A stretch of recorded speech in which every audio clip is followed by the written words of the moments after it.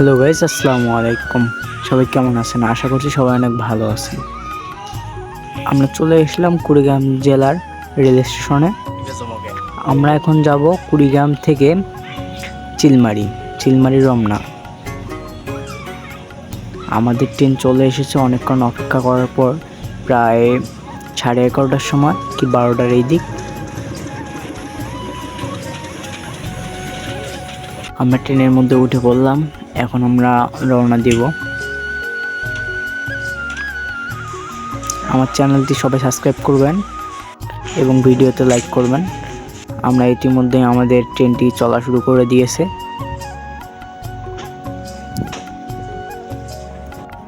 দেখতে দেখতে আমরা কুড়িগ্রাম রেল স্টেশন পার হতে যাচ্ছি।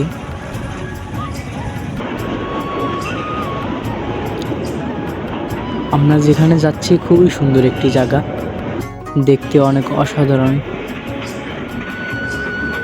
গ্রামীণ পরিবেশ, উজ্জ্বল পরিবেশ, অনেক ভালো লাগে, ভালো লাগার মতো একটি স্থান। আসলে এই ট্রেন ভ্রমণটা অনেক সুন্দর লাগে। ট্রেন ভ্রমণের মানুষ এবং প্রকৃতি অনেক সব দিক দিয়েই ভালো।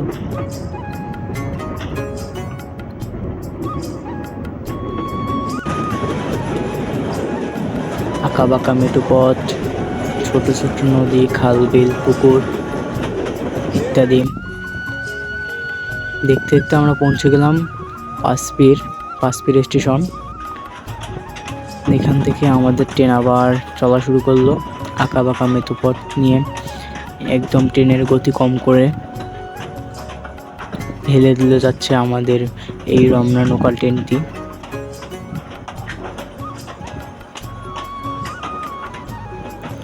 কুড়িগ্রাম জেলার মানুষের বসবাস এখানে।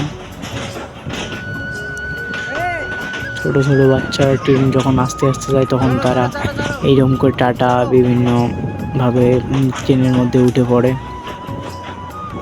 অনেক ভালো লাগে। আমরা আবারও পৌঁছে গেলাম অলিপুর স্টেশন। এখন অলিপুর স্টেশন থেকে আমাদের ট্রেনটি আবার চলে যাবে হলো রমনা।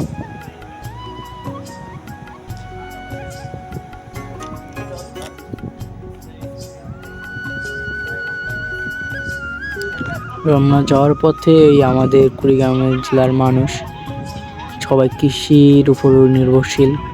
সেই কারণে পোয়াল রাস্তার মধ্যে শুকাইতে দিছে, যেহেতু আমাদের এদিক প্রচুর বৃষ্টি। শুকাইতে দেওয়ার কারণে আমাদের ট্রেনটি আটকা পড়েছে এবং লাইন ক্লিয়ার করতেছেন। অবশেষে আমরা পৌঁছে যাই রমনা বাজার, যেটাকে বলে রমনা রেলওয়ে স্টেশন।